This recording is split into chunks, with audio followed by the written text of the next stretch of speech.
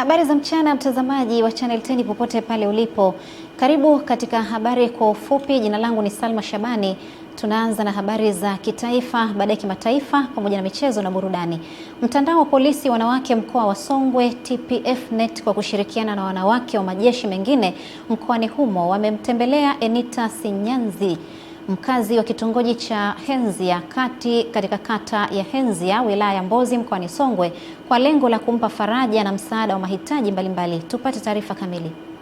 Akizungumza wakati wa kukabidhi msaada huo nyumbani kwa Bibi Enita tarehe 4 Machi 2026, mkuu wa polisi jamii mkoa wa Songwe, kamishna msaidizi wa polisi ACP Maria Kwai alisema Bi Enita Sinyinza ni mfano wa kuigwa katika jamii kwa namna anavyowalea na kuwahudumia watoto wake licha ya changamoto kubwa kiafya wanayokabiliana nayo, huku akieleza kuwa moyo wake uvumilivu, upendo na kujitoa unaakisi nguvu ya mwanamke katika jamii, huku akisisitiza umuhimu wa taasisi na wananchi kushirikiana kuwasaidia wenye uhitaji ili kuimarisha ustawi wa jamii.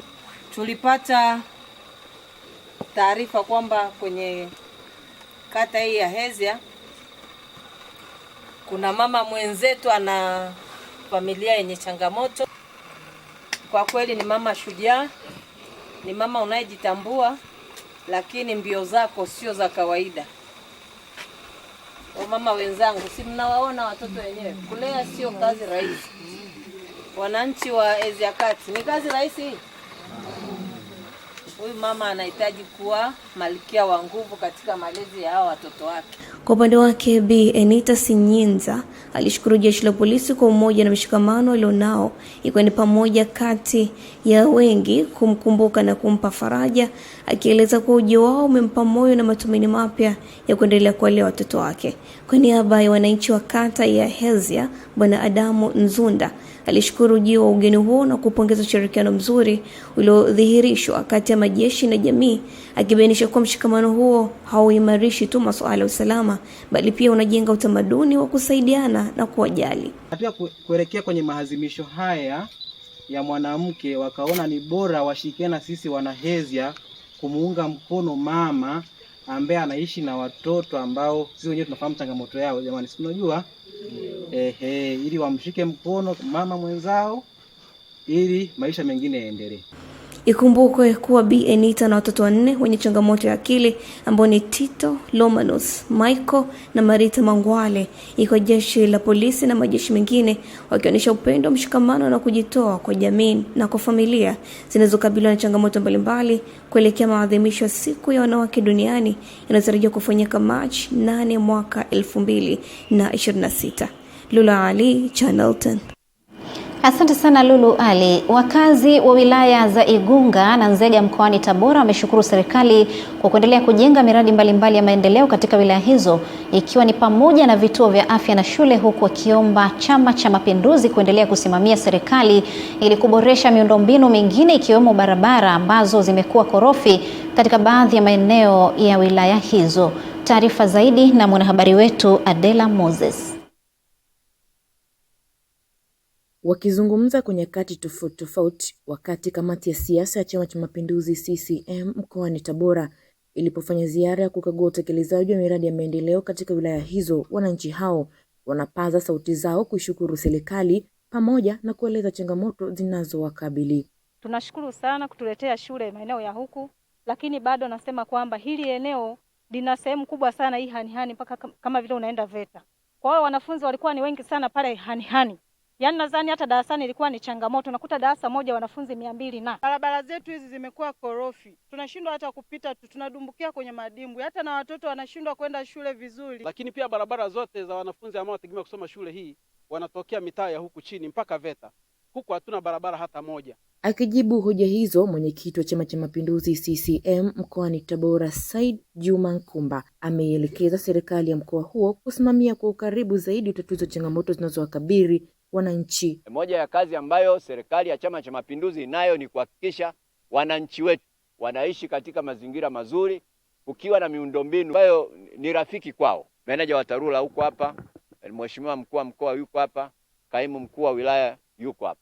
Changamoto zote zilizotolewa hapa basi ziweze kuendelea kutafutiwa ufumbuzi. Hata hivyo, kamati hiyo ya siasa imeridhishwa na mradi wa ujenzi wa shule ya msingi na awali Hanhani B wilayani Igunga unaofadhiliwa kupitia mradi wa Boost wenye thamani ya zaidi ya shilingi milioni 340 unaotarajiwa kuondoa changamoto ya wanafunzi kutembea umbali mrefu kufuata shule katika kijiji jirani pamoja na kupunguza hatari ya ajali sambamba na kukagua mradi wa jengo la mama na mtoto, jengo ambalo tayari limeanza kufanya kazi. Adela Moses, Channel 10. Asante sana Adela Moses. Wananchi mkoani Geita wameombwa kujitokeza kwa wingi na kuchangamkia fursa na huduma mbalimbali zinazotolewa na serikali kuelekea maadhimisho ya kilele cha siku ya wanawake duniani. Akizungumza na waandishi wa habari ofisini kwake, mkuu wa mkoa wa Geita Martini Shigela amesema katika kipindi chote cha maadhimisho kutakuwa na utoaji wa huduma mbalimbali za kijamii na uchumi. Huduma zinazotolewa na taasisi zikiwemo huduma za fedha, TRA, wako watu ambao wana changamoto za kimapato, wanahitaji kupata elimu na maarifa zaidi, na pale pia tutatoa huduma hizo kwa ajili ya kuwawezesha wanawake katika hili. Na sisi katika mkoa wa Geita, taasisi kama Tume ya Madini itashiriki kamilifu, kwa sababu tungependa zaidi wanawake wajione wamefika wapi katika ushiriki kwenye sekta madini. Kwa hiyo wataalamu wa sekta madini watakuwepo katika maonyesho hayo. Aidha, Shigela ameongeza kuwa mgeni rasmi katika kilele cha maadhimisho hayo anatarajiwa kuwa waziri wa maendeleo ya jamii, jinsia, wanawake na makundi maalum, Mheshimiwa Dorothy Gwajima. Tunamtarajia waziri kufika katika viwanja vya Karangalala kwa ajili kwanza kutembelea mabanda, kupata taarifa za ushiriki wa wanawake na wanaume katika maadhimisho kwa siku 3, lakini pili kutembelea fursa za namna wanawake wanavyoshiriki katika shughuli za kiuchumi, ikiwemo uzalishaji na empowerment ambayo imefanyika katika mkoa wetu wa Geita. Maadhimisho ya mwaka huu mkoani Geita yataambatana na uzinduzi wa mradi wa pamoja unaolenga kukuza usawa wa kijinsia na kutokomeza ukatili wa kijinsia kupitia uwezeshaji wanawake kiuchumi. Kutoka Geita, mimi ni Mrisho Sadiki. Asante Mrisho Sadiki. Jiji la Dar es Salaam limezindua rasmi mpango kazi wa kuchukua hatua za kukabiliana na mabadiliko ya tabia nchi kwa vitendo kwa kugeuza taka kuwa rasilimali kupitia uzalishaji wa nishati safi na uundaji wa ajira kwa Watanzania. Uzinduzi huo umefanyika chini ya usimamizi wa halmashauri ya jiji la Dar es Salaam kwa kushirikiana na ofisi ya ubalozi wa Uingereza, ukilenga kuimarisha mikakati ya kimazingira na kiuchumi ndani ya jiji hilo. Nelson Munema anakuja na taarifa kamili. Akizungumza katika hafla hiyo, meya wa jiji la Dar es Salaam, Nuruddin Bilali, amesema mpango huo unalenga kubadili mtazamo wa taka kutoka kuwa tatizo hadi kuwa fursa ya maendeleo ya kiuchumi na kijamii. Na tuweze kuwekeza zaidi kwa maana ya budget zile tunazokaa katika vikao vyetu vya budget, tutaenda kuwekeza zaidi ili tuweze kurahisisha au kuwezesha mpango huu kufanyika vizuri. Kwa upande wake, mkurugenzi wa halmashauri jijini Dar es Salaam, Eli Huruma Mabelia, amesema mpango huo ni hatua kubwa ya kimkakati itakayosaidia jiji kusimamia taka kwa ufanisi zaidi na kuzifanya kuwa chanzo cha ajira na mapato kwa wananchi, huku mshauri wa mazingira, mabadiliko ya tabia nchi kutoka ofisi ya ubalozi wa Uingereza, Abdallah Shah, amesema ni wakati wa dunia kuhakikisha kuwa kila shughuli ya maendeleo inaingiza ajenda ya kukabiliana na mabadiliko ya tabia nchi ili kulinda mazingira na kizazi kijacho. Moja ni utunzaji wa mazingira wenyewe, lakini mbili, kuhakikisha mazingira haya tunayoyatunza yanakuwa ni endelevu, kwa maana kutunza viumbe hai pamoja na sisi binadamu. Kutoka Dar es Salaam, Nelson Munema, Channel 10. Asante sana Nelson Munema. Serikali imewataka viongozi wa dini kujenga mshikamano na kuhamasisha amani ya nchi ili kujenga jamii imara inayowajibika katika maendeleo endelevu nchini. Tupate taarifa zaidi kutoka kwa mwanahabari wetu Henry Kavirondo. Mkuu wa mkoa wa Mwanza Saidi Mtanda akimwakilisha Rais wa Jamhuri ya Muungano wa Tanzania Mheshimiwa Dr. Samia Suluhu Hassan katika maadhimisho ya miaka 10 ya Jumuiya ya Maridhiano na Amani Tanzania JMAT, amesema viongozi wa dini wanayo nafasi kubwa ya kulinda amani ya nchi. Ni vizuri kukawa na kundi jingine ambalo lenyewe linatamani kuona amani na haki vikiwa pande mbili za sarafu moja. Kwa hiyo hatuwezi kuzungumza kuhusu amani kama hakutakuwa na haki. Kwa upande wake, mwenyekiti wa Jumuiya ya Maridhiano na Amani Tanzania, Shehe Alhadi Musa Salum, amesema lengo la jumuiya hiyo ni kushirikiana na serikali kudumisha amani. Sisi Waislamu na sisi Wakristo wote ni ndugu, tuna udugu ambao Mwenyezi Mungu ameuthibitisha katika vitabu vyetu. Awali akisoma risala kwa mgeni rasmi, katibu mkuu wa jumuiya hiyo Askofu Israel Ole Maasa ameiomba serikali kuwawezesha upatikanaji wa ofisi za JMAT mikoani ili kuimarisha utendaji wa taasisi hiyo. Viongozi wetu wa JMAT kote nchini wana uhitaji wa majengo ya ofisi, na kuna majengo mengi ya serikali ambayo hayatumiki. Tungeliomba tuwasilishe ombi letu mahakamani. Mashauri mengi yanakuja, mengi yangeweza kumalizwa kwa njia ya maridhiano, njia ya usuluhishi, ADR, alternative dispute resolution. Kwa hiyo sisi mahakama tunaheshimu chombo hiki na tunaamini kwamba kinasaidia na kitaendelea kusaidia. Maadhimisho ya miaka 10 ya Jumuiya ya Maridhiano na Amani Tanzania yameendana na shughuli mbalimbali za kijamii zilizofanyika mikoa tofauti nchini, ikiwemo upandaji miti, kuchangia damu na kutoa misaada mbalimbali kwenye vituo vya kulelea watoto. Henry Kavirondo, Channel 10, Mwanza.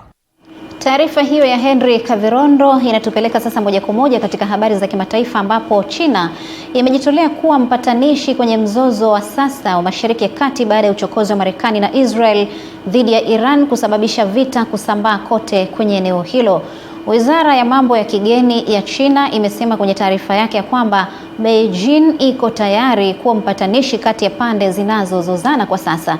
Hata hivyo, waziri mkuu wa Qatari Sheikh Mohammed bin Abdurrahman Al Thani ametoa maneno makali dhidi ya waziri wa mambo ya nje wa Iran Abbas Araghchi wakati wa mazungumzo yao kwa njia ya simu, akisema inajaribu kuwaingiza majirani zake vitani. Irani imekuwa ikiyashambulia maslahi na vituo vya Marekani kwenye mataifa ya Ghuba tangu Marekani na Israel zilipoanzisha mashambulizi dhidi yake mwishoni mwa wiki iliyopita. Hata hivyo, China ni mshirika wa karibu wa Iran na imeshasema tangu awali ya kwamba inaunga mkono Tehran kwenye kulinda mamlaka yake, huku ikizitaka Marekani na Israel kusitisha mashambulizi yao.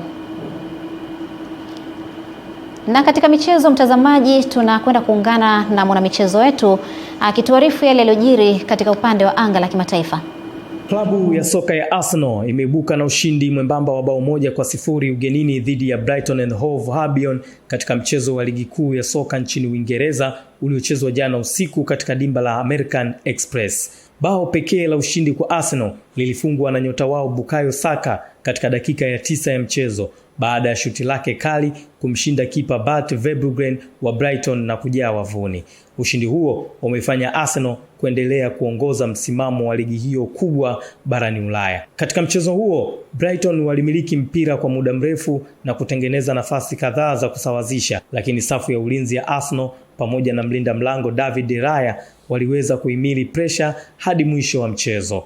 Kwa ushindi huo, Arsenal wamefikisha jumla ya alama 67 baada ya kucheza michezo 30 na kujiongezea nafasi nzuri katika mbio za ubingwa wa ligi kuu ya Uingereza, wakitafuta taji lao la kwanza la ligi baada ya miaka 22. Kenny Malila, Channel 10 Michezo. Naam, asante sana Kenny Malila. Na kwa taarifa hiyo ya kimichezo ambayo imeletwa kwako na Kenny Malila, inatuhitimishia habari hii kwa ufupi ya mchana wa leo. Usikose kujiunga nasi itakapotimia saa 1 kamili usiku kwa taarifa ya kutwa nzima ya leo. Mimi ni Salma Shabani kwa niaba ya wote waliofanikisha kuandaa matangazo haya ya mchana, na kutakia mchana mwema.